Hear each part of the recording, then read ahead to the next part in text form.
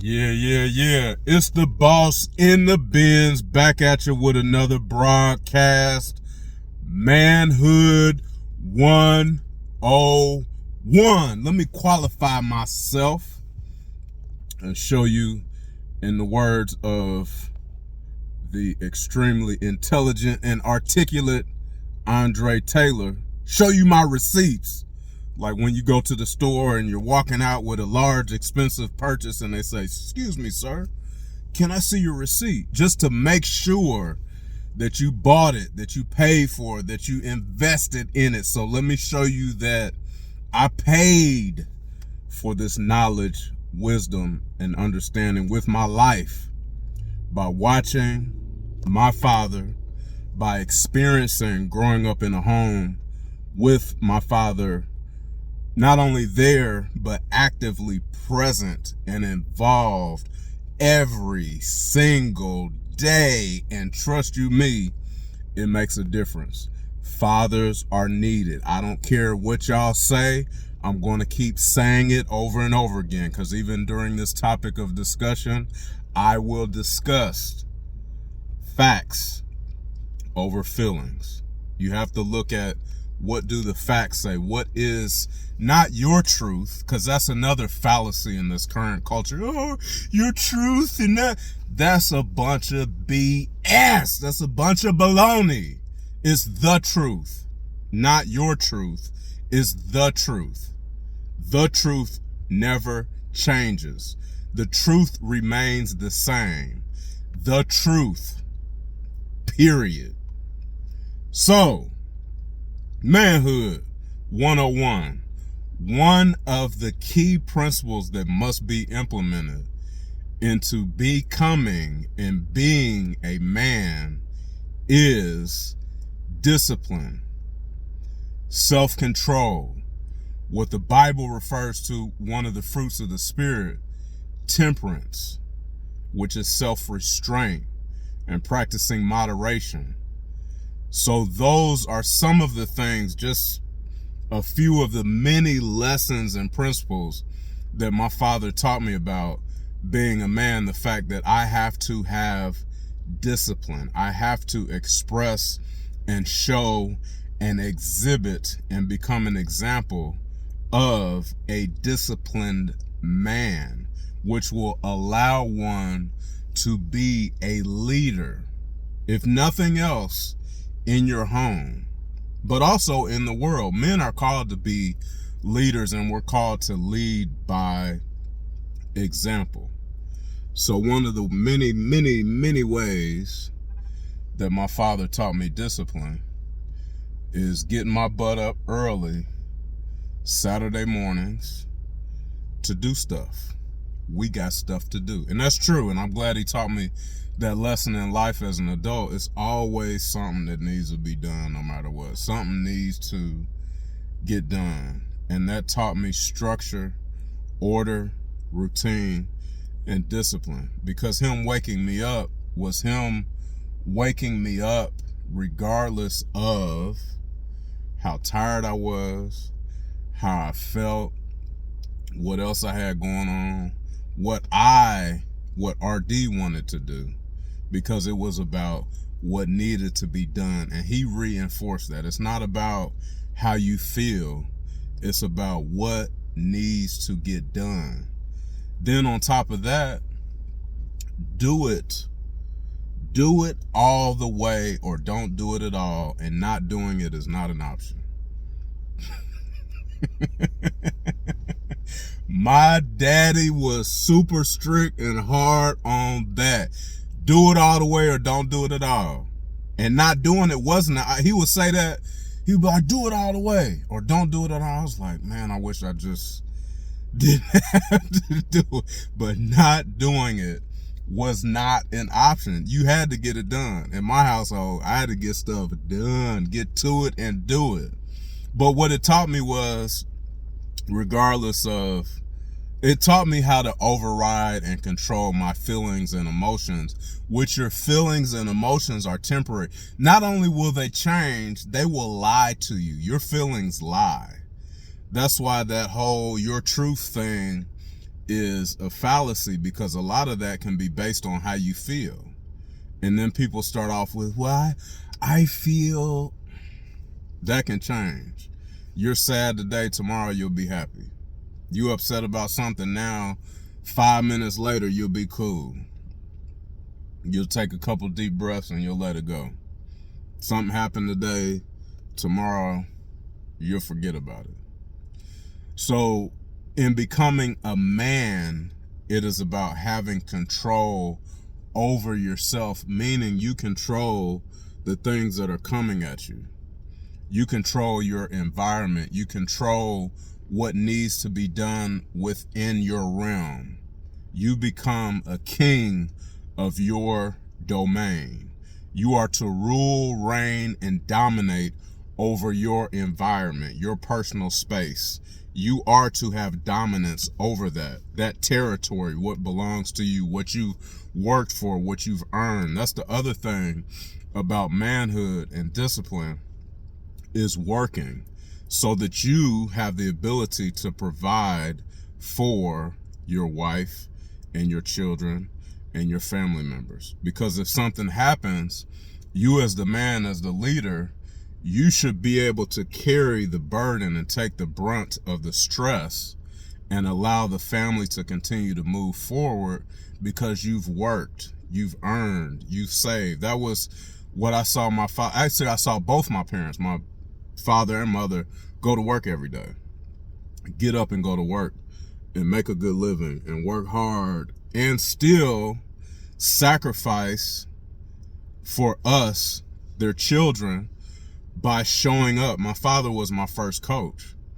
So he prioritized raising us, and he showed us how valuable we were to him, both of our parents, showing up at our events, extracurricular activities, all of my games. And like I said, my father coached me all the way up until he couldn't. Like if he could have been my college football coach, he would have been my college football coach. I mean, my father is the reason, all of why I am the man that I am today, and I'm still striving for his example. That's the thing. He set the bar so dang on high. I wake up every morning like, dang, I'm still missing the mark. If I could just be like my daddy, because of where he is, he's still my hero. That example, you know, I'm named after him. I'm Junior for a reason. I'm named after my daddy, y'all.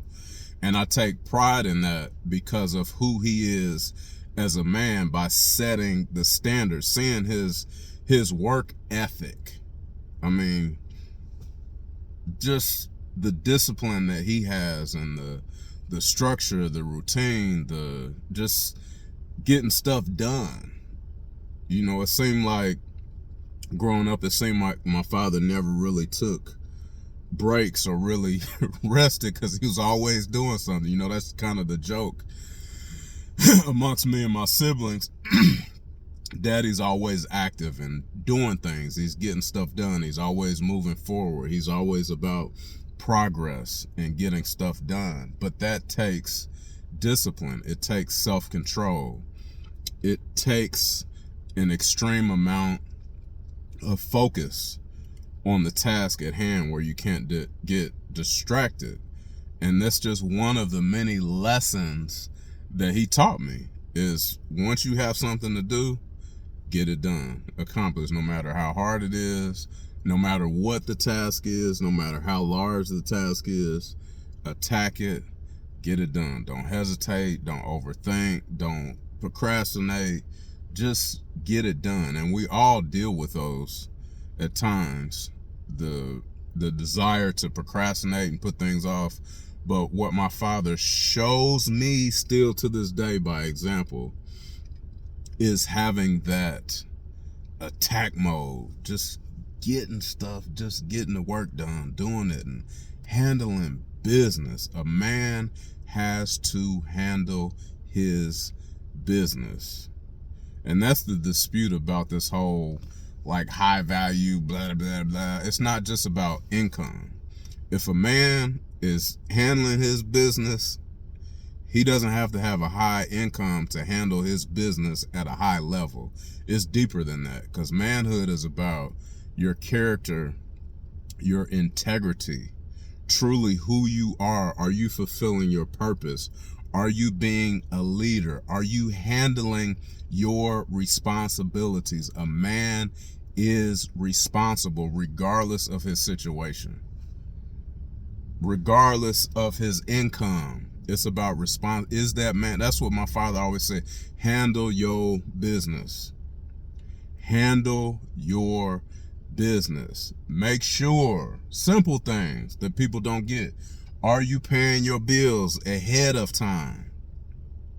Ahead of time. It's paid. It's done. Get it out the way. That's my father used to always, just get it out the way. Just get it done. Get it over with. You ain't got to worry about it no more, which is true. Once you get it done, it's off your plate. It's done. You don't have to worry about it. Like Brian Tracy's Eat That Frog. You just get the task. Just get the biggest, largest, nastiest task. You get it out the way. It's done. I ate the frog early this morning. I got it done. That's the other thing. That getting up early, getting to it. Just getting up, getting to it. Get with it. That intrinsic motivation, because my father taught me how to be a man, taking pride in handling your business, taking pride in being responsible. That if somebody gives you a task, they know he's responsible. I know he's going to handle it. I know he's going to take care of it. I know it's going to get done, and I know it's going to get done right. That was my father's statement. Do it all the way or don't do it at all. And it's discussed in scripture. Do everything heartily as unto the Lord. That you're doing it with purpose, for in the eyes of the Most High it will be pleasing unto God. Everything you offer up, like you're offering up a sacrifice, you are a living sacrifice, and you are in a position to complete living this life in an honorable way. That you are doing it with integrity and character and morals and ethics. That you are being a good citizen and providing great services to all those that you encounter. That they see this man walks upright and circumspect. This man is a man of discipline. I can tell by how he carries himself, how he presents himself. How do you show yourself to the world? How do they see you? How does your community do they see you as a responsible man, as a man that keeps his word? Because that's another thing with this. Like I said, the high value is way more than just income.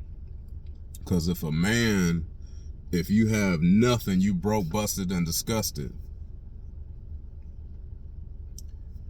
you still have your word. Can you keep your word? Do you have enough discipline to keep your commitment to your commitments? And it starts with you first. If you say you're going to do something, because I said it out my mouth, it's got to and it's going to get done because I said it. Because that rests on who I am as a man. My identity is placed in the fact that also I am responsible. And I'm going to get this thing done. And I'm going to uphold my word. And I'm going to stand on that. There's power in the word. Even if you look at it, I want you all to do some research. I'm going to put a task on your hands. Look at not only God's word, but where his word stands. How powerful his word is. And the fact that his word will continue. His word is everlasting. He created the foundations of the earth with his word. He spoke his word, and all these things came into existence by the power of his word. So just some things to think about, ponder over, just provoke and invoke some thoughts, some things for your consideration today. And again, go back and review this message and listen to it, because even though I try to keep it short and sweet, the goal is to be profound and powerful. And make sure you shake my hand when you come in my house. Hit that like button. Shake my hand. Come greet me. You in my house. Welcome to R.D. Caldwell Jr.'s YouTube channel. Let's build this community up with positivity, encouragement, and let's uplift one another. Keep things on a positive note. This is to be a catalyst for change in the right direction. Let's go in the right direction. So keep it on the up and up. I holla. Thank you for your time. Peace, much love, and blessings from up above.